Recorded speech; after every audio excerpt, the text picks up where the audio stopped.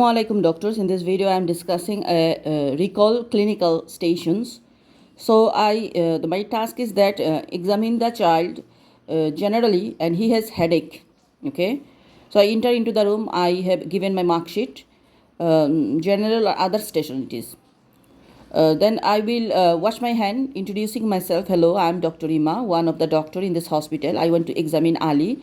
Suppose from the mother I have taken the informations, the repo. Then I talk with the child. Hello, how old are you? Nice to meet you. Okay, you have nice dress, nice hairstyle. So in the meantime, I will talk with him, making the repo also. His mentality checking, is the submental or well communicating. So achondroplasia patients are actually well communicating. They have normal mentality. And in between, I look at the child face, any dysmorphic features notice or not. Device, if there is any device, I will notice that the child is a short stature, so I am looking, and his general conditions, he has any distressed child present or not, everything I notice.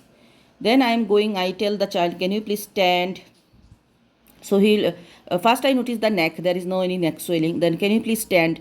So he stand, I sit, I expose his leg, any shoes or trouser, socks that will be take off, and he will be stand. I sit, and at the mid thigh expose the paint.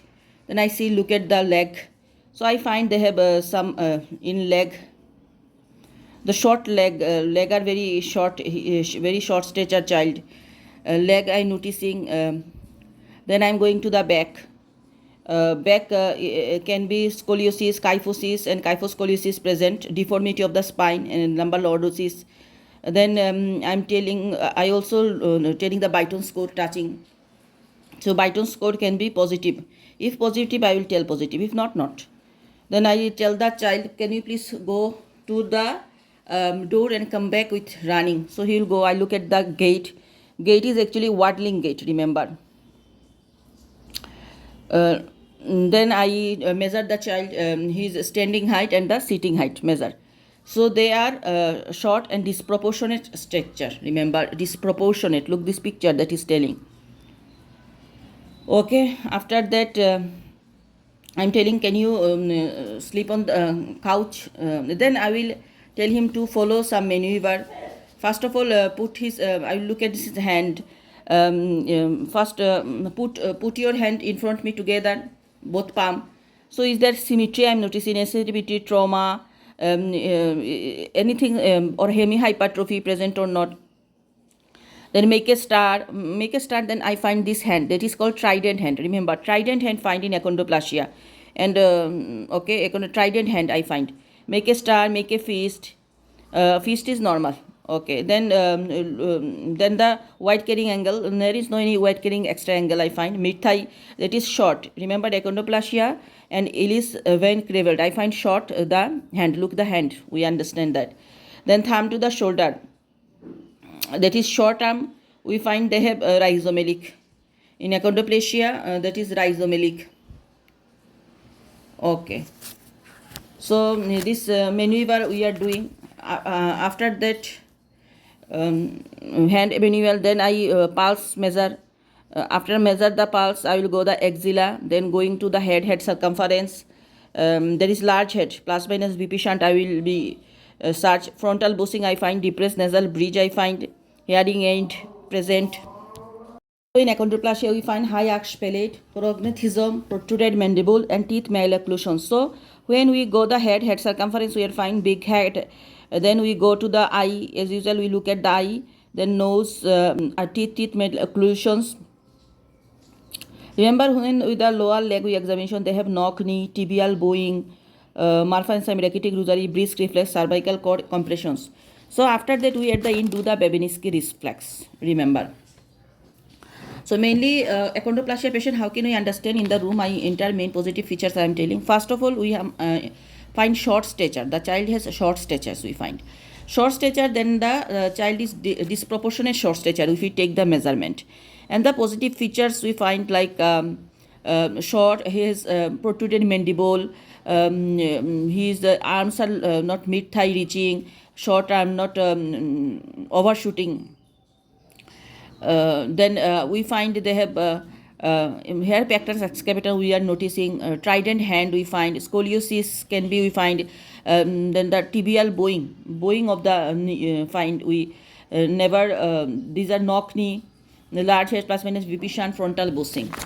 So I'd like to complete my examinations by family history of the same condition as as it is an autosomal dominant conditions, and lower limb reflexes, hyperreflexia due to cervical cord compression, formal hearing assessment. So I would like to complete my examination by doing the Babinski reflex, lower limb reflexes. So presentation, suppose today I examine Ali. Ali is an 7 years age old boy. I find that he has a device attached like hearing aids or any walking device. I will mention that. He is a short stature, which is disproportionate short statures, and he is well communicating, no any distress.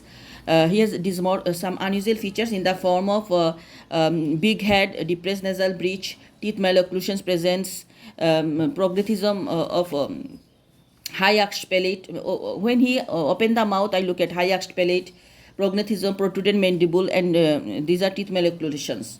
I find on examinations, I find that hand is short, not reaching the mid thigh. They have trident hand, pectoris excavatum, scoliosis, kyphosis present. I will tell that.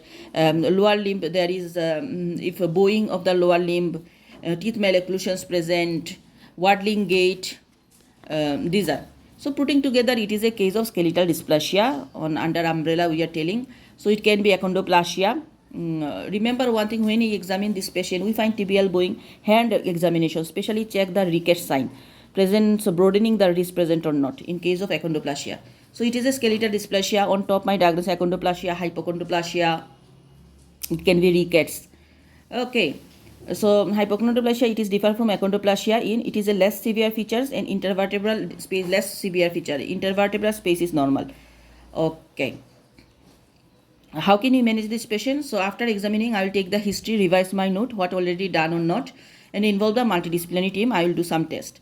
So investigation, mainly diagnostic testing. We are doing the genetic testing. Lab, if rachitic manifestations, bone profile, calcium, phosphorus, vitamin D, alkaline phosphatase, and parathyroid hormone.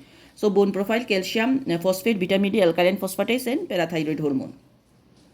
Then imaging, MRI of the brain and spine for cord compressions, X-ray of the spine, scoliosis, intervertebral spaces, increase the interpedicular distance, spirometry and geometry for scoliosis, plus sleep study and echo due to short neck and hearing assessment. So investigation and genetic studying we do, bone profile we are doing because rickety manifestations presents there. We can do the short neck, so sleep study we are doing, echo we are doing, and scoliosis, so pulmonary function test, spirometry and geometry for scoliosis. X-ray, MRI of the spine because of the cord compression. So headache, our child is telling. So management, I will involve the multidisciplinary team. What are the multidisciplinary team we involved in achondroplasia? So geneticist, it is an autosomal dominant condition. Geneticist, we are taking physiotherapy, occupational therapist, lies with the school, psychological support to the family, family counseling we are doing here.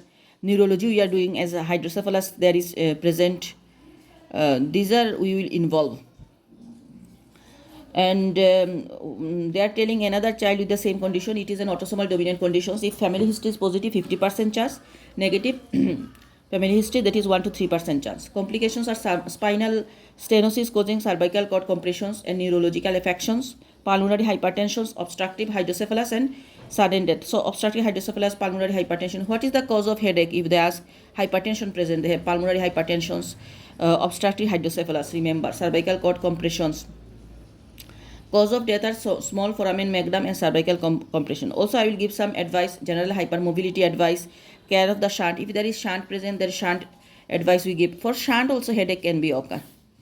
So this is achondroplasia. It comes on other station, MSK stations. Accordingly, we will examine. Thank you.